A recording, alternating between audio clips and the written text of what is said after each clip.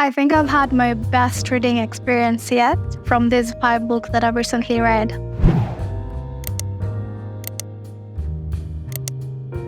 Hello, I'm Stacy and welcome back to the channel. Here we do book reviews, movie reviews, and series reviews. If that sounds like your thing, make sure to subscribe to my channel and hit the bell icon so you can be notified whenever a new video goes up.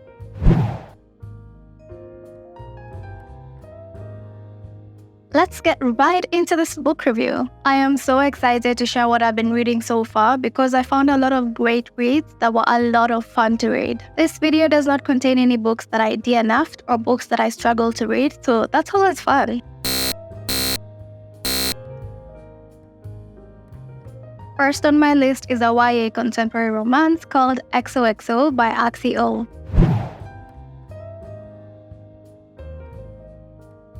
This book is set in multiple places. We first meet our main characters in LA, but only for a short moment before the story fully transitions to South Korea. The story is about Jenny, a 17-year-old girl still in high school, studying music. She plays the cello and she has one main goal in mind, and that is to get into a prestigious music school. Jenny's mom is an immigrant who moved to the US before Jenny was in the picture. She built her life there, and in the process, she found love and had Jenny. Such a huge shift in life, moving from one country to another, often means you have to work really hard to build yourself up.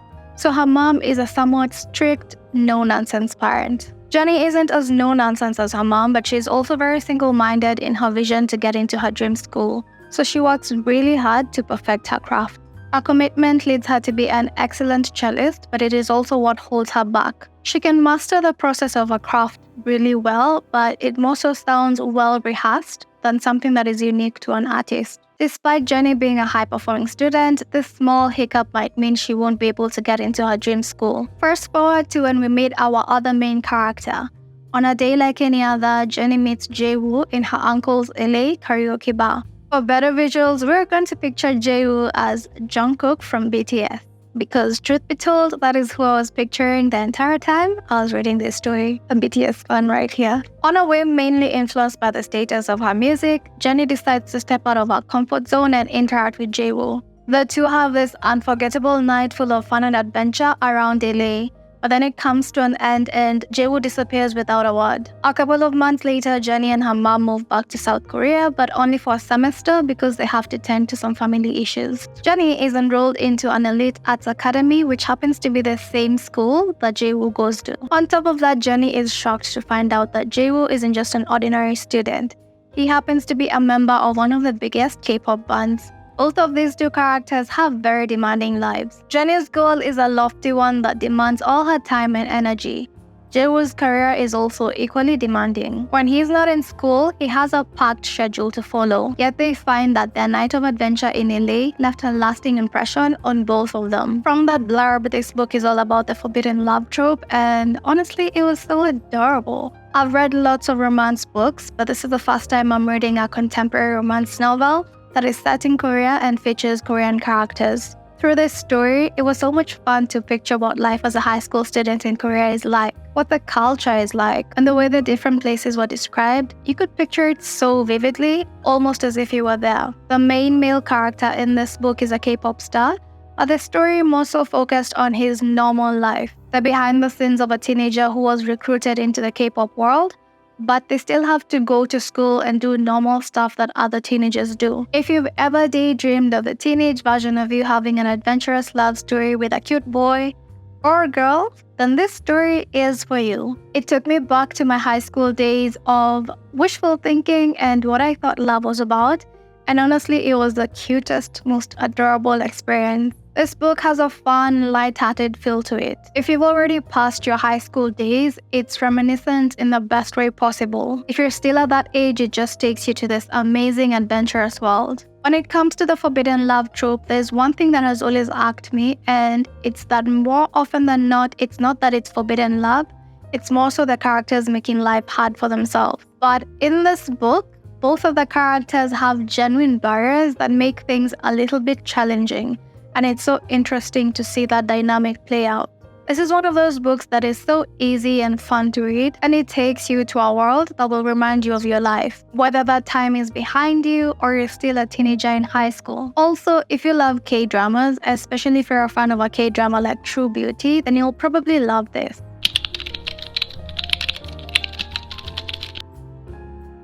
The next book is YellowFace by the author R F Kuang, and this book is a complete 180 from the first book. It may have been one of the most anticipated books of the year, and after reading it, I think that was for good reason. YellowFace is about two authors, Athena and June. Both of them are friends and also talented writers. Athena has managed to amass a great deal of success, while June is still sort of a struggling writer. Just as she was about to start the process of publishing her next book, Athena dies in the most unusual of ways. Her friend June happens to be in the right place at the right time, and she gets her hands on Athena's unpublished manuscript. June decides to complete the manuscript and publish it as her own book. This book, which was originally Athena's manuscript, ends up being one of the most successful work June has ever put out, and it puts her on the map as a writer to look out for. As the story unfolds, the consequences of June's actions snowball into something bigger than even she ever imagined. Her career continues to flourish because of her friend's work, and we see how at every turn she convinces herself that this was the right decision and there was nothing wrong with what she did. Her success also gives her more ammunition to continue to test the boundaries of what she can get away with. The story is written in first person, so we get a look inside June's mind, and it's just wild to see how she finds ways to rationalize her behavior. June's story is one of loneliness and the darkness that can emerge within us when we find ourselves in a dark place. Before her friend Athena died, she was relatively a normal person, one that you couldn't believe would be capable of doing all the things that she does in the book. But then we slowly see how difficult times, especially if they are prolonged, can slowly bring out the worst in a person. Reading this was a confusing roller coaster of emotions. In the moment, I didn't know whether I hated the book, liked the book, or felt indifferent about the story. But at the end of it, once the dust settled, I realized that I loved the book. I think the realism of it was spot on in terms of how this dark character was portrayed. I can see June as a person who belongs in jail, but her character is realistic. This book reminded me of another book I've read called Really Good Actually. Both are written in first person, and both have characters that are in really dark places in their lives, causing them to make questionable decisions. I DNF'd Really Good Actually because reading about such characters can get exhausting really quickly. But with YellowFace, it was written in a much more concise manner compared to Really Good Actually, which made it a bit more enjoyable to read. However, in both books, I have to say that I am in awe of the writer's abilities to create such dark, twisted characters that still remind you of their humanity, so you just can't cast them out as the villain and feel nothing for them. You can still see the humanity within them. The ending of this story is not what you would expect, especially if you have main characters that have flexible morals. And I think I loved the story even more because of how it was concluded. Immediately after finishing it, the first thing that I wondered was, is that it? Is that how it ends? But once the dust settled, I found myself appreciating the story for its sad yet realistic ending. This was definitely another great read for me, and a book that I think was worth all the hype.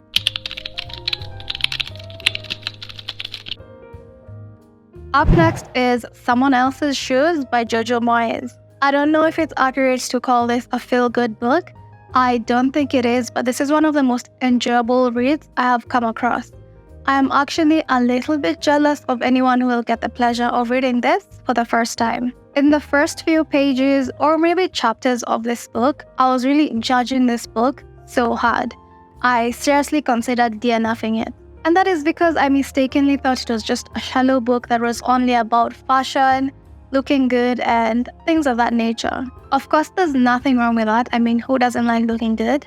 But for some reason, I just had my own assumptions that this would be a story that didn't have any kind of depth to it. But whatever I thought this story was going to be about, I couldn't have been more wrong, regrettably and embarrassingly so. Someone Else's Shoes is about two main characters, Sam Kemp and Nisha Kantor. Sam is one of those kind, honest, and sweet personality types. She also happens to be married with one kid. Unfortunately for her, she's really going through a tough time in both her personal and professional life. Sam's husband lost his job, leaving Sam as the sole breadwinner for the family. In addition to that, Sam's husband experienced some pretty traumatic stuff in a short span of time. This left him in a depressed state that resulted in him mentally checking out of the marriage. Professionally, Sam is great at her job, but she recently got this new boss that seems to have it in for her. So on all fronts, she is really being put through a lot. Nisha, on the other hand, is married to an insanely rich businessman, and the two have a traveler kind of lifestyle. Nisha and her husband are American, but we meet them when they are living in England. The two have a son together who is back in America in a boarding school. In the beginning of this story, Sam and Nisha are strangers who happen to go to the same gym. One day while Sam is there, she accidentally mistakes Nisha's bag for her own. At that time, she was in a rush to get to some work meetings, so she left the gym wearing some Crocs, I believe, and what she thought was her bag, which would have her work shoes. Sam realizes her mistake really quickly, but she can't go back because her meetings have been pushed up. As she looks through the bag for her shoes, she finds these red Christian Louboutin shoes. These are the farthest thing from her laid-back fashion sense, but she has no choice but to wear them. Once Nisha finds out her stuff is missing, she is livid. But since the hotel she's staying at is close by, she decides to make her way there. Shortly after, and out of nowhere, her husband Carl asks for a divorce, and he goes to extreme lengths to remove her from his life. He locks her out of the apartment and also from the accounts. So Nisha finds herself in a foreign place. She doesn't have a place to stay, she doesn't know anyone, and she also has no money. Without even realizing it, this is where two women from completely different worlds, with polarizing outlooks on life, find their paths intertwining. Nisha is left with nothing except the bag that Sam accidentally took. In that bag contains the one thing that will make Carl give Nisha access to her money so she can leave England. This book has so much going on, but it's all written so well. There truly isn't a dull moment, and the pacing for me was spot on. These two characters are giving off the Devil Wears Prada vibes, with Nisha resembling Miranda Priestley and Sam as Andrea. Except it's less about fashion and more about two women that are completely opposite, meeting and going through some crazy stuff. It's a book about female friendships, reinventing yourself or finding yourself again, recognizing the value you've always had as a human, and also finding a genuine kind of love. If you like books with women at the forefront, this is a book that you'll probably love. But even if you don't like such books, this is honestly something that is worth reading. Jojo is also the author of the book Me Before You, which was turned into a movie that I absolutely love. Me Before You and Someone Else's Shoes are completely different stories, but as someone who liked Me Before You, this is a story that is also equally great.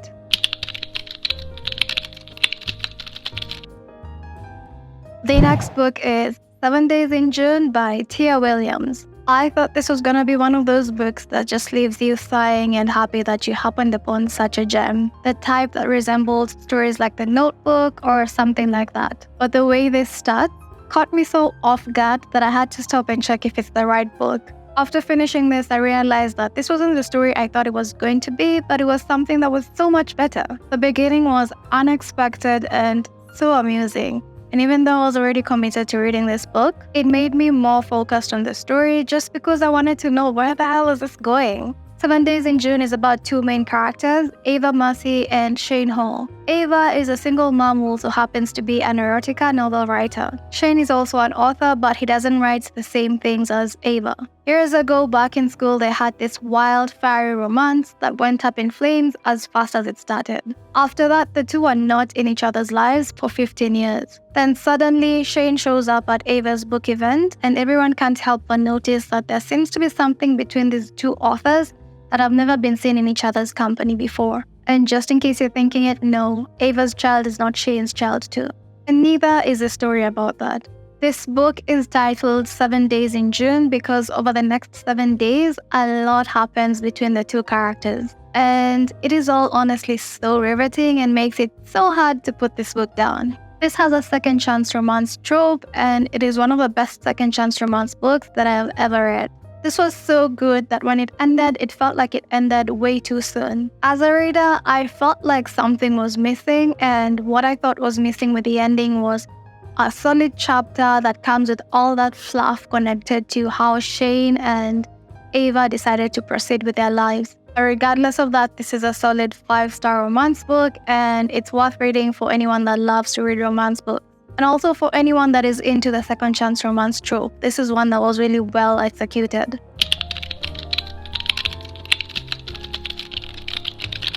The last book is Hamnet by Maggie or Farrell. Hamnet is a tragic story centered around what any parent can describe as their worst fear, and that is losing a child. This book tells a story of deep and pure love, grief, loss, and what moving on from a tragic event like this feels like for the people that are directly affected. But this story isn't just about a fictional character. It's a story with ties to an iconic figure in history, and that is William Shakespeare. However, Shakespeare is not the main character in this story. He gets minimal spotlight and is mostly mentioned in relation to being a father, a husband, a son, a brother, but never in his actual name. The focus is on Shakespeare's family, zeroing in on his wife Agnes and his children. I found this book blurb on Goodreads, and it goes something like this. Drawing on author Maggie O'Farrell's long-term fascination with the little-known story behind Shakespeare's most enigmatic play, Hamnet is a luminous portrait of a marriage, at its heart the loss of a beloved child. Warwickshire in the 1580s. Agnes is a woman as feared as she is sought after for her unusual gifts. She settles with her husband in Henley Street, Stratford, and has 3 children, a daughter, Susanna, and then twins, Hamnet and Judith. The boy Hamnet dies in 1596, aged 11. 4 years or so later, the husband writes a play called Hamlet. Award-winning author Maggie O'Farrell's new novel breathes full-blooded life into the story of a loss usually consigned to literally footnotes, and provides an unforgettable vindication of Agnes, a woman intriguingly absent from history. This story and what it captures is written so beautifully. The writing is simple yet executed so well that it relentlessly pulls at your heartstrings. It is a tragic tale that is both sad and beautiful to read at the same time. This is definitely a book that is worth reading once in your life, no matter what preference you have when it comes to fiction.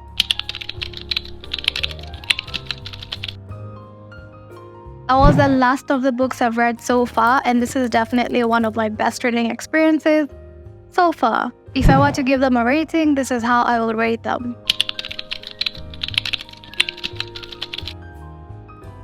XOXO by Axie Oh gets 5 stars. It's not something with a profound story, but for what it is, it's an amazing book that was written really well.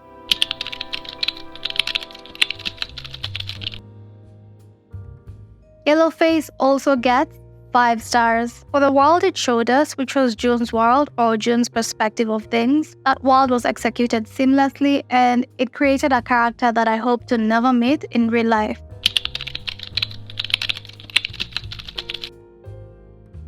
Someone Else's Shoes is another 5-star read. It's a great story, great characters, and a joy to read.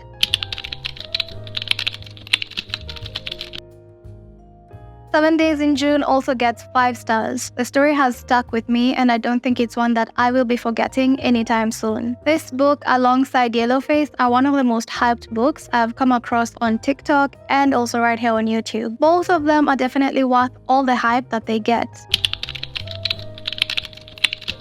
Hamnet by Maggie O'Farrell. Maggie is one talented author. To bring out such a deep and complicated story in such a simple and beautifully touching way, and to also find a story within a story that can seem that it has been told from every angle possible, and that is the story of Shakespeare's life, it's just genius to me. The book speaks for itself, and after reading it, it's definitely a 5-star read for me.